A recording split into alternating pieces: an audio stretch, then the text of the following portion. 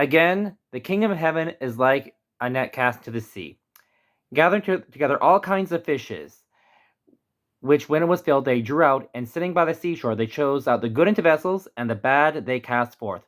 So shall be the end of the world. The angels shall go out, and shall separate the wicked from among the just, and shall cast them into the furnace of fire. There shall be weeping and gnashing of teeth.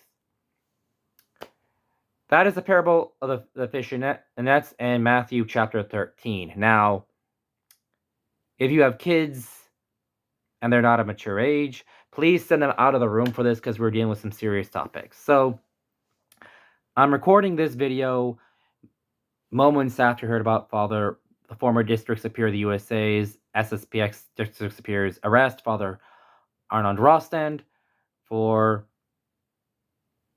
unspeakable crimes. Again, I do not want to even use the word. And yes, I'm aware that these people had to use it as they were going probably miles, traveling one way with their families just to get basic sacraments and just to keep their faith alive.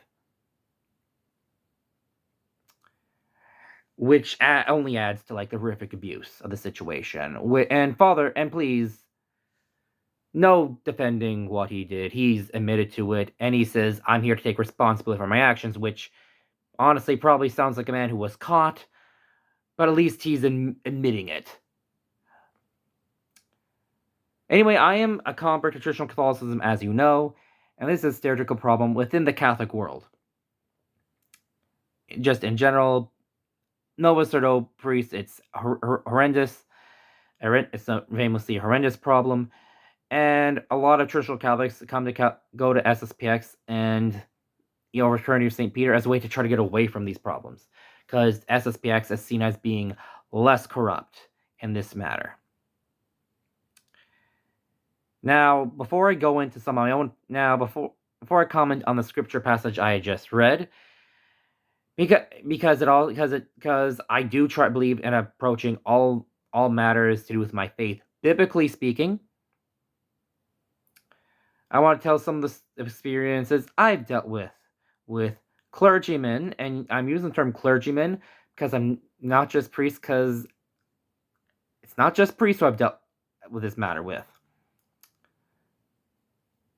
My experiences with clergymen in this matter. So, when I was a kid, I had a relative who was going to a pastor close to me, and they're going through a lot of abuse, an abusive relationship in their marriage.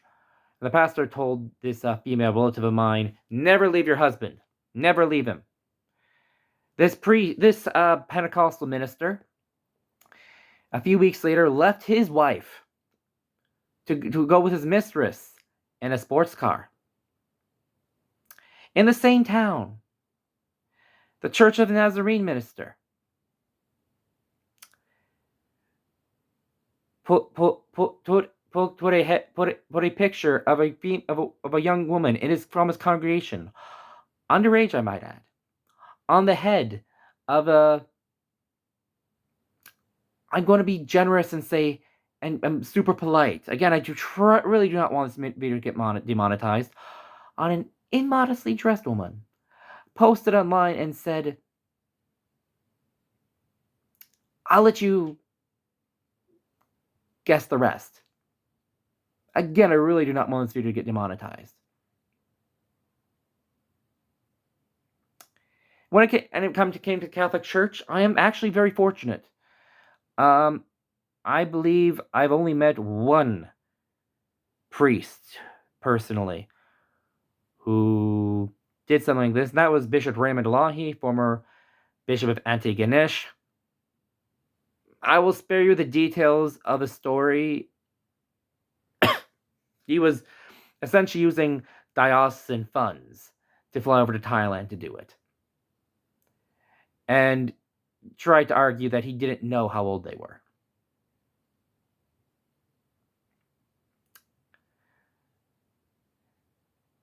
And this is not the first time and it happens with an SSPX priest. It happened a few years ago when one was convicted, and you never hear about it again. And now you hear this case as well, where the priest was arrested at a, from what I can tell by the LifeSite News article, at a penal monastery. Essentially, it's a comparatively honestly. Basically, they exile. Basically, when the way that as a lot of traditional Catholics and will handle this is that they will take the priest and they transfer them not away to another diocese, but ideally to like transfer them to like a penal monastery.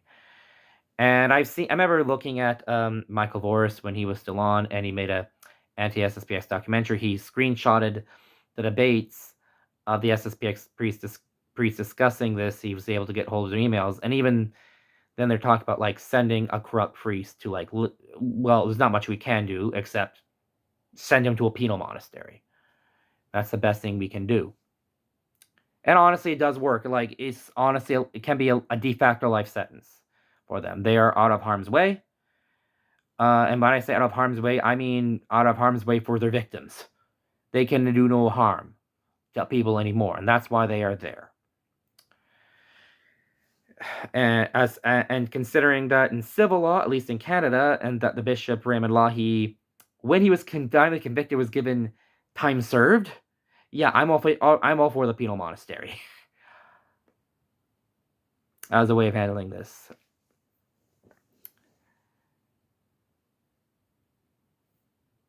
But this kind of does indicate why don't I just leave the Catholic faith? First of all, it's the things you deal with are not just in the Catholic Church. I've seen it actually seen it worse. And that's not even the only one in my childhood hometown among the Protestant clergymen, where I'm aware of things like this happening. If anything, it's happened less among Catholics, even Novus Ordo, including all, like, I've never personally met an SSPX priest who did this. I never personally met one. Only one I met, a Catholic priest, Novus Ordo traditional, was Bishop Raymond Lougheed, who has since been laicized by the Catholic Church, as he should be. But it happens out everywhere. I'm aware of when you live in rural Nova Scotia, growing up here. I got a lot of stories to tell you. Inside the church and outside the church. It happens. I will spare you the details.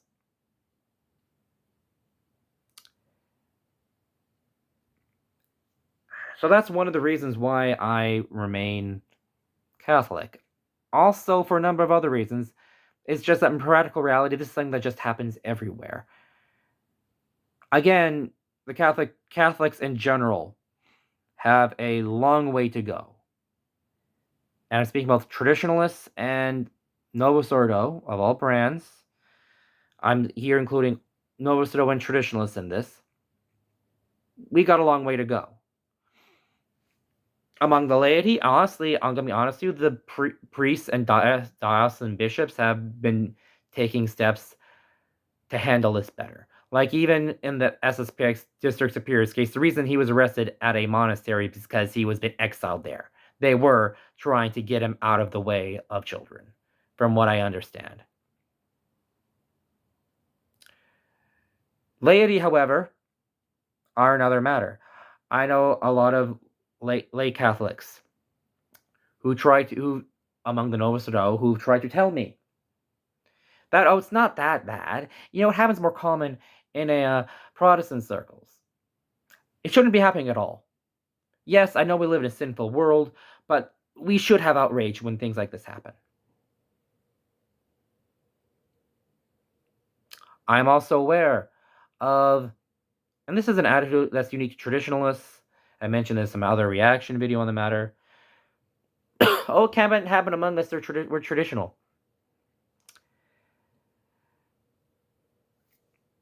That's quasi-Calvinistic, actually. And this is actually why I quoted that passage of scripture from Matthew 13. When Christ goes on to explain the parable of the fish and the nets, the net is the kingdom of God, i.e. the church. And in the church, takes up both clean and unclean fish. That one means good and bad. In some translations, renders clean and unclean. You get fish that are people who are virtuous in the church, people who are not virtuous. And that's going to be the case until death / the end of the world, when they are separated. So if you think it, so that's both a, yes, something we need to call it Calvinist for believing. And a lot of the responses we have in society, including both outside the church, people who leave the church, and people who want to remain in the church, a lot of the responses is heavily influenced by Calvinism. It's the church is holy, therefore it can't happen here. Therefore, that either delegitimate, and they either respond either by saying, "Oh, it's not the Catholic Church at all, because that if it was the true church, it wouldn't happen." That's one reaction. And the other reaction is that, oh, he's a traditional priest, therefore it's a conspiracy theory because he's traditional, can't happen with him.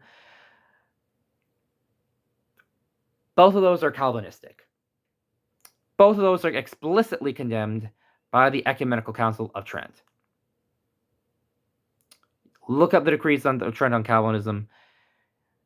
It anathematizes those who say that the church, the mystical body, consists of only the good and not both the good and the bad. That is the Catholic approach. Yes, this can happen, and on it, you can have corruption in the church, in the true mystical body of Jesus Christ, and the true mystical body of the church on earth. Shouldn't happen. It's not great it happens, but it can happen. And yes, we should be angry about it. Yes, we'd be frustrated by it. Yes, we should do something about it.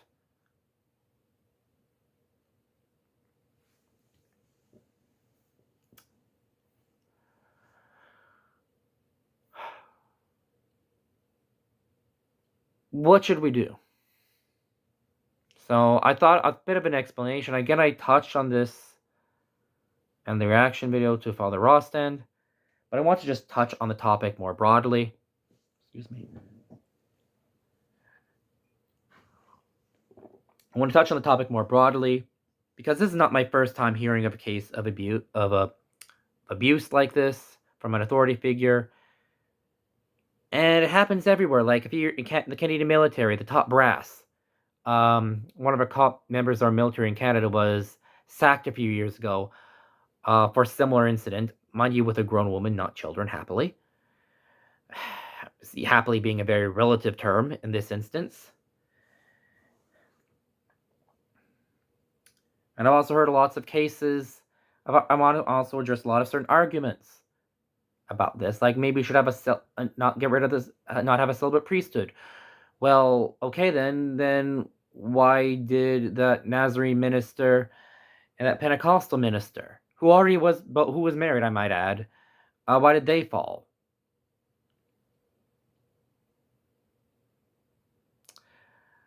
I'll give an opinion. First of all, I don't think you'll ever eliminate this 100%. We live in this fallen world. That's just a fact. That being said, there are two things that I think that we I'm going to say both Catholics favor tradition, but I include all of society in this as well. So even if you're not traditional Catholic, if you're Novus Ordo, even if you're Protestant watching this advice applies to you as well. There is a tendency I have seen of people thinking they are worthy for the office of priesthood or minister or whatever, and honestly, they should not be. I've been taking courses recently with some people who want at a Protestant divinity college. One of the people, you got people who want to enter ministry, and their own households are not in order. Like their kids are unbelieving and everything, and they've not. And I've asked them, "Have you read the Bible cover for cover?" No. Same with the traditional priests. Like honestly, I'm saying this to traditional Catholic priests, who are considering the priesthood. If you're not the next Saint John Marviani, that's not what you are now, spiritually. If your learning does not rival that of St. Thomas Aquinas or St. Anselm of Canterbury,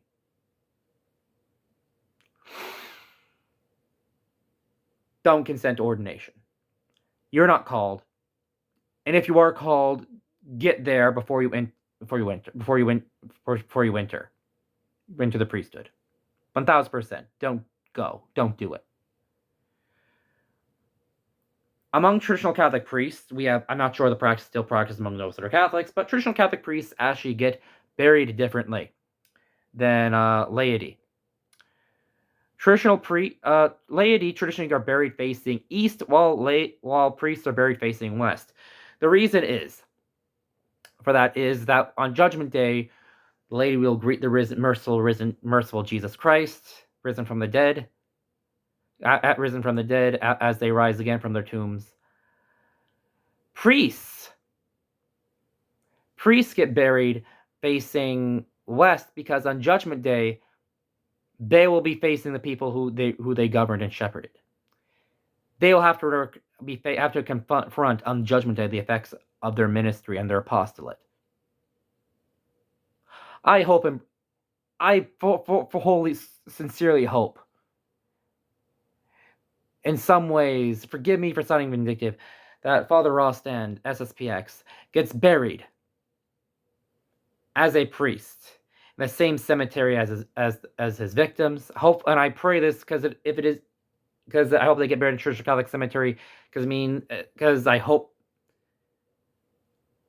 outside the church is no safe. I hope he has not destroyed the faith of these children.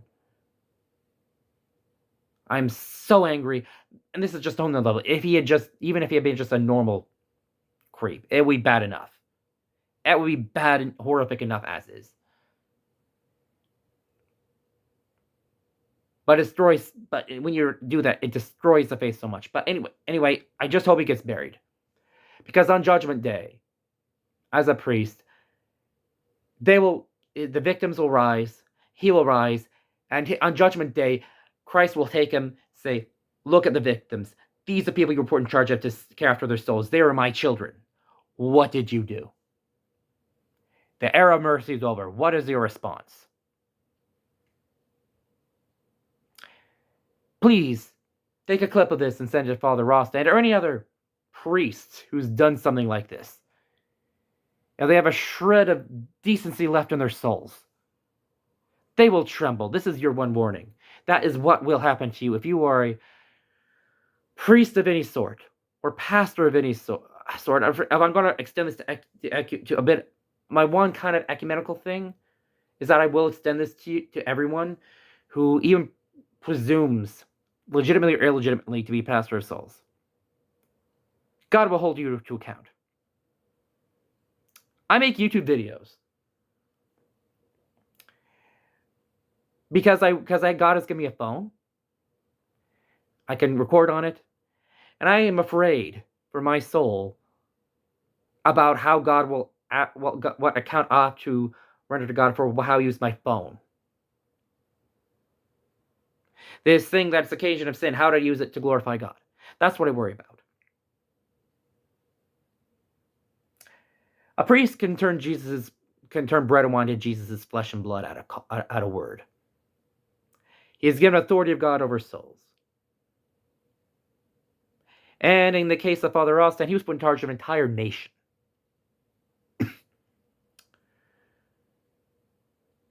What's going to be what's if I'm trembling over and I worry about, am I using video games and a phone and YouTube to glorify God, and I tremble at the account I have to render for that. I didn't want to think about it. What the account he's going to have to render. And this is serious. Like I'm not belittling and anyone don't. And yeah, I'm doing. In case you're wondering, yes, I am doing due reverence to the priesthood. I'm just pointing out what the Catholic faith teaches about it. Traditional Latin Mass, priests say their own Confiteor. They say it separately because priests are judged separately. They have their own sins unique to them. And there's a distinction between priests and laity, and it's not that priests get it easier. It's a priesthood is a calling that saints trembled at. Saint Gregory the Great, Holy Pope, when he was elected pontiff and was going to be ordained even to the priesthood, he was only deacon at the time of his election. He ran and headed out the hills for 3 days. In the Coptic Church, there's a tradition. There's such a tradition of holy monks fearing the obligation of the patriarch. It's so much that it became a tradition to bring the new elected patriarch into Alexandria in chains. St. Martin of Tours, when he was elected Bishop of Tours, he refused the position because he felt unworthy of it. St. Martin of Tours. St. Martin of Tours. How did they get him to come in? They told him it was a plague in the city. He came into charity work, realized there was no plague, and they locked the city gates behind him and forced him into cathedral at Spear Point. This is how saints approach the office of priesthood and the care of souls. And I am grateful to God that I'm just going to have to respond how I used YouTube. It is a holy thing. Regardless of the individuals who are in the office, it is a holy thing. My advice to anyone considering the priesthood, I'm not going to encourage you or discourage you. We need priests desperately. We desperately need priests, but we need holy priests. If you are not going to be a holy priest on par with St. John Maria Vianney, it is a good way to impale your soul. A good way to damn yourself and carry 1,000 souls with you down to hell is to be a bad priest. Even if you're just going to be a mediocre priest, don't. Unless you're going to be on fire. Rival St. Cyril and St. Methodius with evangelism. Unless you're going to rival St. John Maria and the Confessional, St. Thomas Aquinas in chastity and learning, unless you're going to do that and are doing that now, don't. Don't consider it. Be a holy layman. We don't need you people like you in the priesthood unless you're like that. I know I'm not like that. I know I struggle with certain sins. Not that sin, thankfully. But I'm not as holy as... I'm not on par with St. John Maria Vianney. You have to be either very holy or very foolish to be a priest. Either very holy to be worthy office, or foolish in that it is that you're taking on such a huge obligation that you won't be able to bear it. You're one of the two.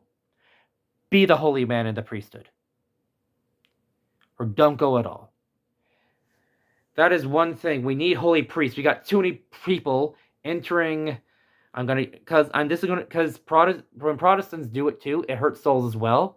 I'm going to use a more general term of ministry. Definitely priests, even Protestant ministers, if you're watching this, unless you're one of the holiest of the holy, don't even think about it. Don't even think about it. Do what you can as a layman, but don't even think about it. Even if you're not Father Rostan bad, even if you're not as bad as the people I mentioned, and you're still not just kind of not that holy, and starting with maybe immodest glances now and again, don't. Unless it's 100% of control, don't even think about it. No, don't.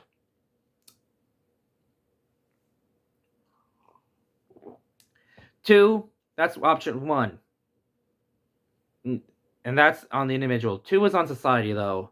I'm saying the society is that... And this is leveled at Novus Ordo hierarchy, traditional Catholic laity, Novus Ordo laity, and society in general. And that we really don't nip these problems like these in the bud. It's one thing for these things to happen. It's one thing for these wounds to happen from the fester. But when they do happen, clamp it down. Priest convicted, lady, person in authority convicted. I'm saying a person in authority because I mentioned this. It happens in the military too. It happens in other institutions, other churches, non-religious as well. Raymond Loughy, like I mentioned, got time served. How is that nipping it in the bud? They named him, shamed him, but he gets to go on with his life. That's not nipping in the bud. That's not helping his soul.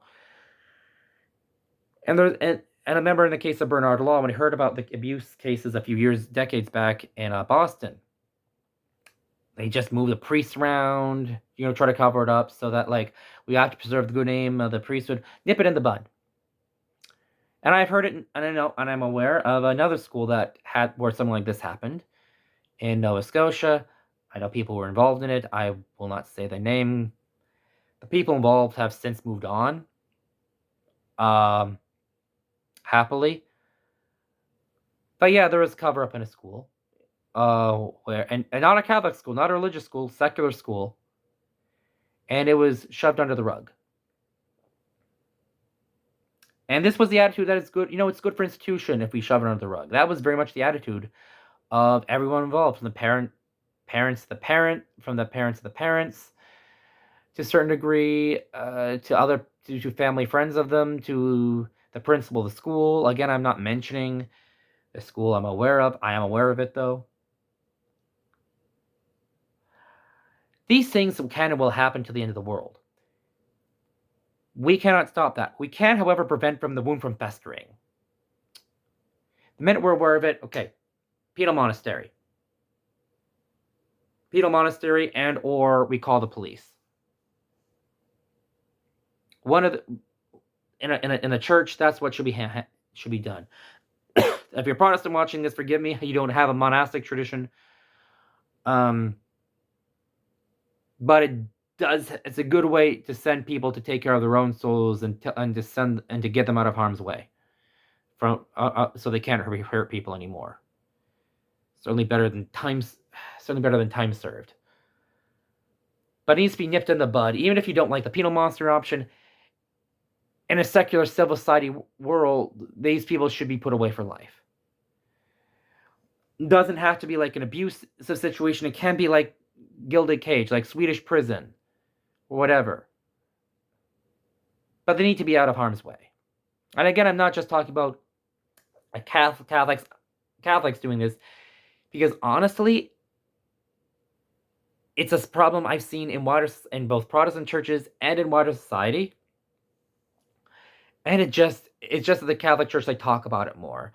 And believe me, it's bad enough among Catholics. But my experience as someone who's been both Catholic and non-Catholic, the Catholic Church is at least one of the mixed blessings that's come out of this, is that at least the Catholic Church, both traditional and Novus Ordo, is getting the message that things need to change. And yes, I have seen things change in the Catholic world, among the hierarchy, ironically enough. I know of a guy who was arrested for doing this sort of thing, and he was, in his Catholic connection, that he was a prospective seminarian, but he was turned away. Because they had put in protocols in place, like, hey, we need to filter these people out better, and it's worked. He was kicked out of he wasn't allowed to become a priest. I am aware of new protocols being put in place in dioceses. I'm aware of situations in my own area where priests are being let go immediately, and it's being resolved in the priesthood, and they're expelled as quickly as possible, even when technically the behavior of the priest is technically legal. And it's not kids or anything like that, but like, even I know of a situation where in my own diocese, where there was a priest got involved with a woman, expelled from the priesthood, put on leave, and going to a comparatively short time. It would have been comparatively easy had the diocese wanted to shove it under the rug. They didn't. Another case of a priest being sent back out of Nova Scotia, where I live, because of financial improprieties. They are getting the Catholic hierarchy, traditional and Novus Ordo, on this score, in my experience, is getting better. And one of the reasons is that I am being so hard on and not defending going to Father Rostein's defense is because, in my experience, it does make things better. It does make Catholic institutions, SSPX and Novus Ordo, respond better to this situation, and they get better at it, and things do get better, and I have seen that, and I'm in some ways grateful for the public pressure that has come down upon the Catholic world for it, because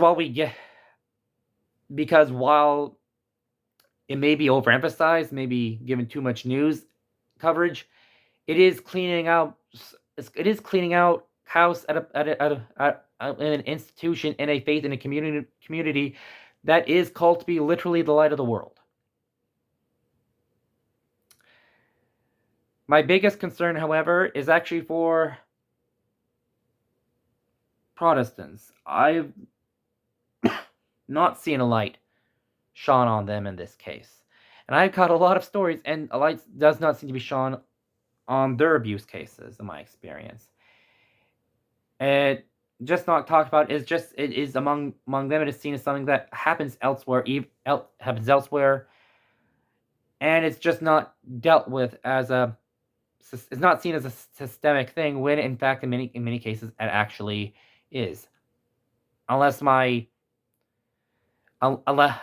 pastoral ministry in my childhood town was the Bassa Penal Monastery, in which case, like, active ministry is not a good place, is not a good substitute for a penal monastery.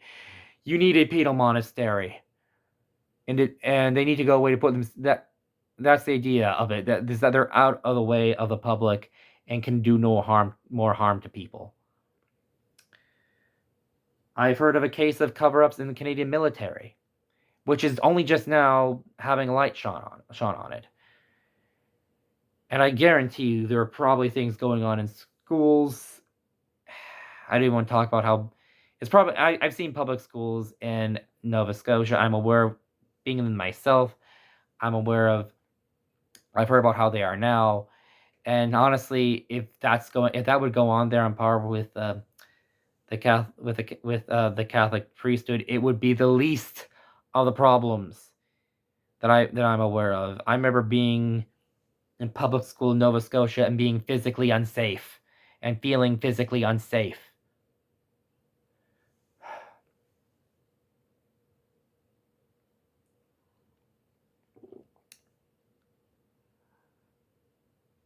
The Catholic response is, yes, it can happen with here. No, it does not delegitimize the church.